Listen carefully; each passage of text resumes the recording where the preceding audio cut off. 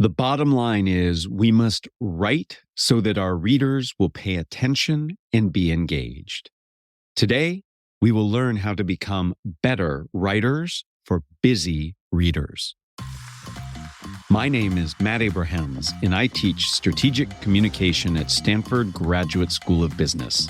Welcome to Think Fast, Talk Smart, the podcast. Today, I really look forward to speaking with Todd Rogers. Todd is a professor of public policy at the Harvard Kennedy School of Government and is the faculty director of the Behavioural Insights Group. Todd teaches courses on the science of behavior change, and he has written a new book called Writing for Busy Readers: Communicate More Effectively in the Real World. Todd, when you and I first got a chance to speak a while back, I felt like I was with a kindred spirit. We both have such a passion for communication. Thanks for being here. I'm super excited to chat with you. Thanks for having me, Matt. So let's get started. My first question has to do with one of the subheadings I found in your book. It caught my attention. It read, Better Living Through Effective Writing. First, I'd love for you to define what you mean by effective writing. And second, how does writing well help us live better? I love this question because I think it is not initially obvious. So writing better means making it easier for readers. And the reason this improves everyone's lives is because it saves readers time and it's kinder. Writing effectively makes it easy for busy readers to navigate what we send them, pull out the key information, and do what they are planning to do anyway, which is move on to the next thing. And so it's more effective for us and it's kinder to readers. One thing that is very different about the way you approach your thoughts on writing is that you focus on the reader. Many others focus on what is actually written. Why is focusing on the reader so important? And what role does the reader's context play in how we write for them?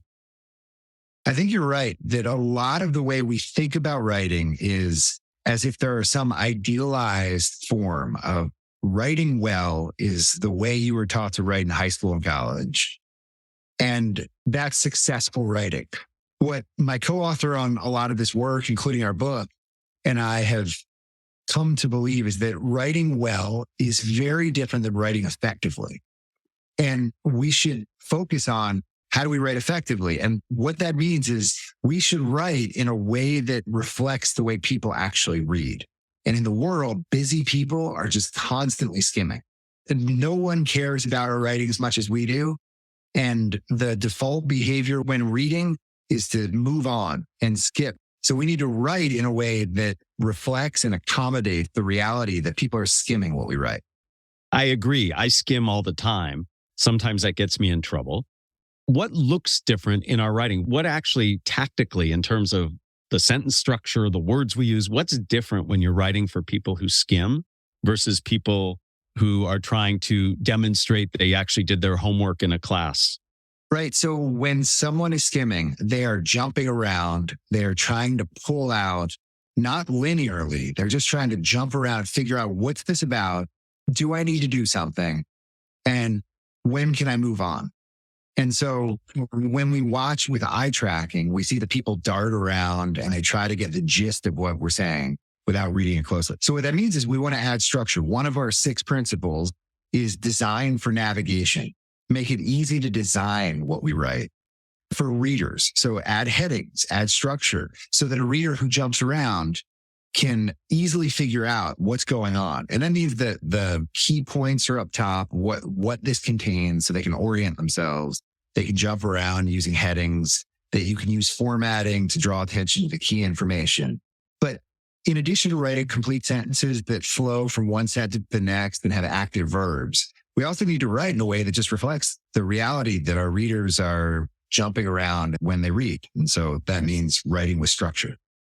Well, you're preaching to the choir here. And part of the reason I think you and I get along so well is we both believe very strongly in structure. And when I was doing research for the new book I have coming out, I spoke with somebody who works for the Dummies organization, all those Dummies books. And she talked to me about wayfinding, how when you write, you need to think about helping people find their way through your content. And that's what I heard you just talking about, that structure helps people find their way in terms of what it is they're specifically looking for. And I think that's so important. And thank you for highlighting that. You mentioned that your book has 6 principles that can help busy readers. I love that your principles are based on academic social science research. I think that's so important. Can you pick 2 other principles beyond structure that you believe are really important? And can you give us some concrete advice on how to apply those? Sure. So one is less is more. And we have run lots and lots of randomized experiments that have something like this structure. We ran an experiment with a large political organization where they wrote a fundraising email that was 6 paragraphs. In one condition with 350,000 people, they got the full fundraising message. In the other condition, we deleted every other paragraph arbitrarily. People read them both and thought it was incoherent in the shorter one because we just arbitrarily deleted paragraphs. And yet the 3-paragraph one raised more money than the longer one, even though it was incoherent. Just less is more. Both in omitting needless words. That's easy. Of course, if words are actually needless, cut them. Great. The harder choices are omitting useful but not necessary words or useful but not necessary ideas. And the idea is just the more you keep, the less likely it is that someone will read and respond to our message. So there's not a right answer to how much to keep. We just need to know there's trade-offs. The more you add, the less likely people are to read and engage. But if they do, they're going to get more content. So fewer words, but also not just needless words. Also, sometimes we have to make judgment calls where we eliminate useful detail that would just deter or distract from our core point. So it seems to me that we have to be very mindful of what we write and think about the reader's perspective. I think a lot of us are under such pressure just to get ideas down that we don't really think about prioritizing what's important for the reader and making those trade-offs you talked about. Before I ask you to share one more of your principles, how much does word choice play into this? I mean, sometimes I read things where people I think are purposely trying to impress me with their vocabulary, when in fact, I think simpler might be better. So less is more. I also think simpler language use might be better. What do you think? The second principle I might share is that make reading easy. That means short, common words, short sentences, simple grammar. And the idea here is that it is easier to read writing that is written in this way. So it requires less effort. It's less taxing. It's more pleasant, easy, and fast to read. Additionally, it's accessible to more people. So this is a second point. In addition to just being more likely to be read and responded to, it also is more accessible and inclusive. So the median US adult reads at a 9th grade reading level. Very often when we write these sentences, they're complex, they're complete, they're beautifully written with flowing prose, but they're kind of inaccessible to a large chunk of potential readers. And one of my favorite parts about writing the book, and I imagine you had the same experience writing your book, I love learning about this literature that I had never encountered before. One of these huge areas of research is on eye tracking, how people's eyes move when they read. And if you can get people to read, actually attentively, carefully read, which is rarely the way we actually read, but if you get people to read like that, what you see is they go word, word, word, word, period. And then at the period, they pause for the period pause effect. And they sit there making it as if they are making sense of, did I get the whole idea? And if they didn't, they go backwards and they jump backwards and reread. That's a pain. It's cognitively difficult. It requires effort. It makes people less likely to continue. Given that everyone, especially if it's kind of practical writing, text, email, reports, pitches, they've got lots of things in their queue. And so the easier we make the reading, the faster it is it'll be for the reader to get through, and the more accessible it'll be to more people. I love that eye tracking behavior. That's fascinating to me. Thank you for sharing that. I had never thought about that, but sure, you can actually measure if we're making it difficult. I have 2 follow-up questions, if you'll allow me, Todd. One, it strikes me that if I write in a way that is easier for my reader to digest, that I am actually making that experience a little more pleasant for them. They're not as frustrated. How does emotion play in what you write? I can imagine that if I write something that the material I'm covering is emotional in nature, that can be helpful in some ways, right? Because people are engaging in a different way. But also their experience of reading might bring about an emotion as well. I mean, I remember back in high school when I was having to read texts that I was not that interested in. I got frustrated when I was reading. I'm not going to mention any books because I don't want anybody to see what I found offensive. But what are your thoughts on that? The kinds of writing that I'm mainly, so this book is co-authored with my longtime co-author, Jessica Lasky-Fink. And the kind of writing that we're really focused on, and this all originated with advising organization leaders during the pandemic, communicating to their stakeholders and employees and constituents, is practical writing. When we are writing to our families by text or to our colleagues by email or Slack, or in sales proposals to potential clients or current clients, it's practical writing. And so it's not going to be the literature that we sometimes associate with when we think of good writing. So how do we write practical writing? That said, there are ways to be more persuasive and more compelling. All of that is conditional, or rather requires that people are paying attention. And so I have spent the last 20 years developing interventions to increase people's likelihood of voting, or increase people's likelihood of choosing healthy foods, or increasing students' likelihood of going to school by communicating with families. And all of those are these interventions in the field to change behaviors. What I only recently realized is that stage zero, what preceded all of the persuasion and behavioral science that I and my colleagues have been developing, is do they pay any attention to what we're sending them, to our communications? And very often, if it's very dense, they just don't even bother engaging at all. Or if they do engage, they engage superficially before just moving on and say, I'll get back to that later. And so for me, the big context is how do we get to before we can be emotionally evocative or persuasive or structure things using different kinds of framing, we need to write in a way that people will engage and process deeply enough to even get our messages through. I want to come back to this question of engagement because I think it's very critical. But before I do, you said writing simply and using structure can help. Do you have data or an opinion on the use of lists and bullet points? Because at one level, a list and bullet points to me appears structured, and it in many ways is simpler than prose with subjects, nouns, etc.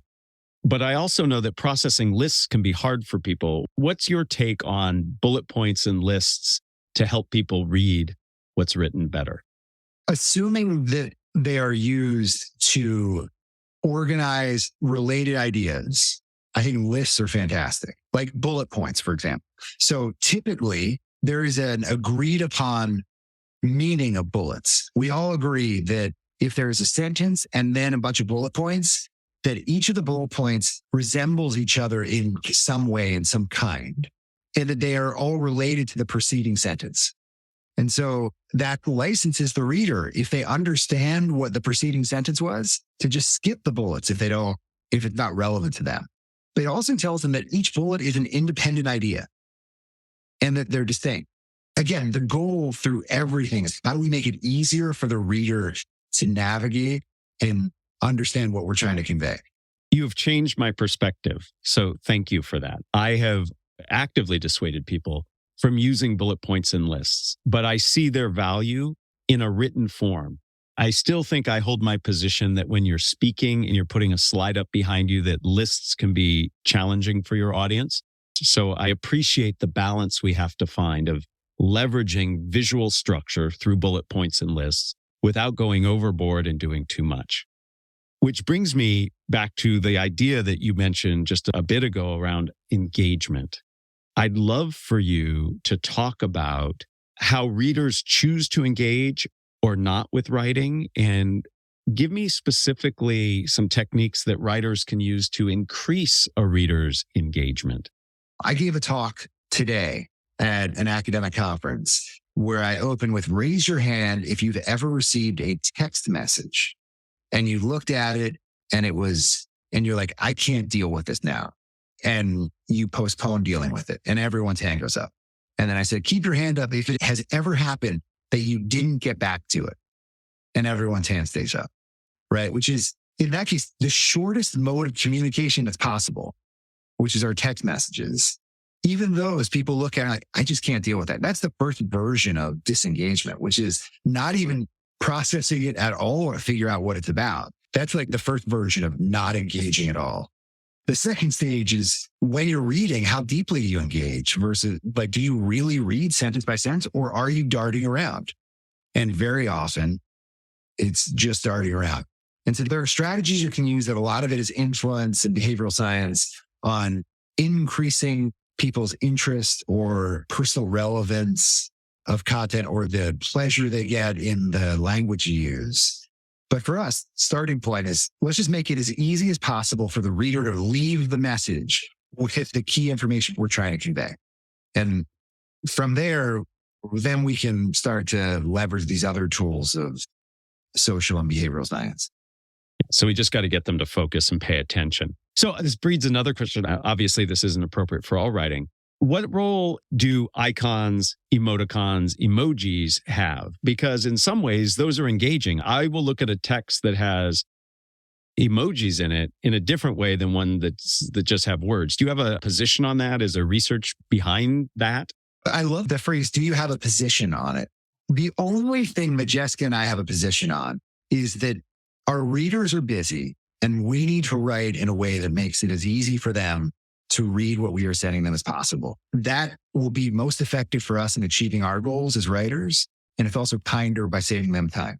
That said, there's been a bunch of research on emojis that I think is really fun. One, there are lots of courts, federal, state, international courts that have ruled on the meaning of emojis in financial documents. And it wouldn't surprise you if I told you that a bunch of crypto communications sometimes involves emojis.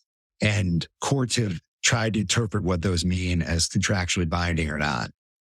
That's interesting enough. But here's the most interesting thing. There are surveys showing that different generations, me being a middle-aged guy versus my kids, will interpret the same emoji as meaning something different. So a smiley face to me means warm feelings, probably agreement, maybe humor. And to my 13-year-old daughter, a smiley face means sarcasm and irony. And so even just those kind of generational differences mean, wow, emojis are dangerous for clarity because they are interpreted different ways by different people. That's just generational. You can imagine different people have different meanings for different emojis.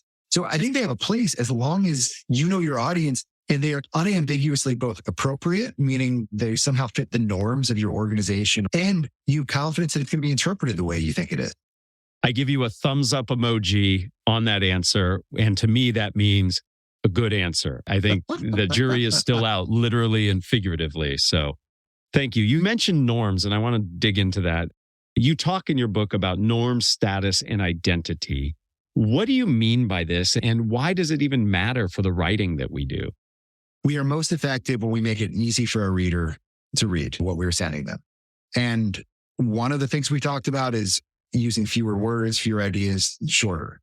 Another is writing simply. Another is designing it, adding structure. So you said wayfinding throughout the writing, like navigation. Those are generally true.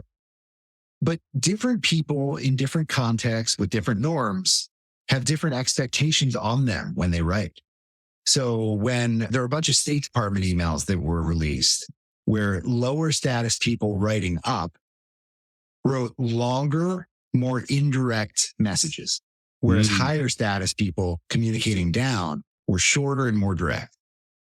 If you are lower status, there's a lot of like defensive writing where you're not sure how you're going to be interpreted. You are very concerned about how you're going to be understood and what people are going to think of you. So you as a writer, any person listening, has to really navigate the unequal burdens on writers and the way we are interpreted. But the thing that is universally true is that the person you are writing to is busy and probably skimming. And so you want to make it as easy as possible for them. One thing that I teach when I teach with leaders about how to communicate, and I think this will resonate with you having read your book, that one thing leaders can do is set norms for how do we communicate. Yeah. And in the US Army, there is a regulation, an actual codified regulation called BLUF, bottom line up front. An enlisted person writing to a general, bottom line up front. First sentence is the bottom line. A general writing down to an enlisted person, bottom line up front. First sentence is the bottom line. And by making that a rule and a norm in the organization, it is easier for writers to make sure that they're effective. It's easier for readers because they know exactly where to get the bottom line. And it also protects the lower status people from the kind of burden of navigating ambiguous concerns about how they're going to be interpreted. And so as leaders, we can just set the norms to make it more effective and also protect the lower status writers. That point is so critical, and one I think all of us should think about in the roles we serve in organizations. What's important is the information we convey, but we can also help set the norms and expectations for what that communication should look like and read like.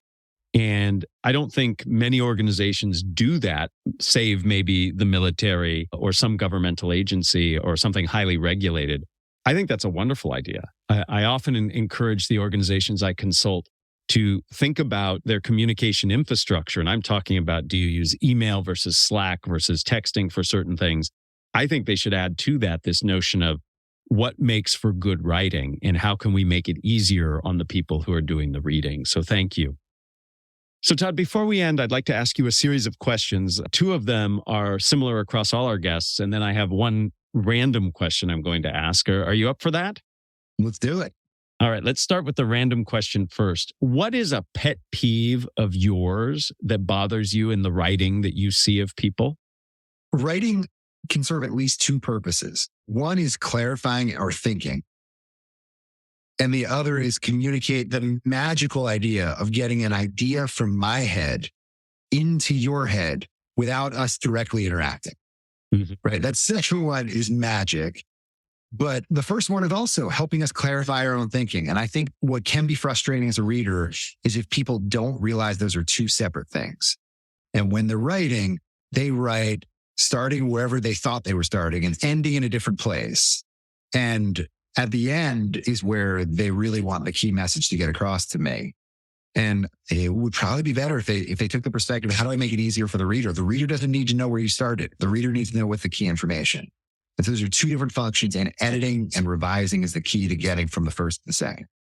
Well put. My pet peeve is along those lines. It's people who start from an assumption that you're where they're at. It's that curse of knowledge. And that really can be frustrating and sometimes very intimidating. So question number 2, and you can take this as any type of communication, written, spoken, etc. Who is a communicator that you admire and why? I'm going to take this, I think, a direction others have not. I really like the approach of Don Norman, who is the founder of User-Centered Design and wrote a book called The Design of Everyday Things. And I'm not talking about his writing, though he's prolific. His basic philosophy is if you've designed an object and the user interacts with it and does not understand how to use it, it's on you, the designer. It's never the user's fault. It's always the designer's fault. And that design is a form of communication. And Jessica and I have that basic philosophy when it comes to writing, practical writing. Even if my writing is super clear, and if you had read the whole thing, you'd understand why we're doing this, what time it is, where it's happening, and what you're supposed to bring. If I send it to you and you don't pull those information pieces from it, that's on me, not on you. It's always on the writer to make sure it gets through to the busy reader. And it's not just about clarity. It's about actually accommodating the fact that our readers are busy and skimming. Very important. The design of your messages matters. Final question. What are the first 3 ingredients that go into a successful communication recipe?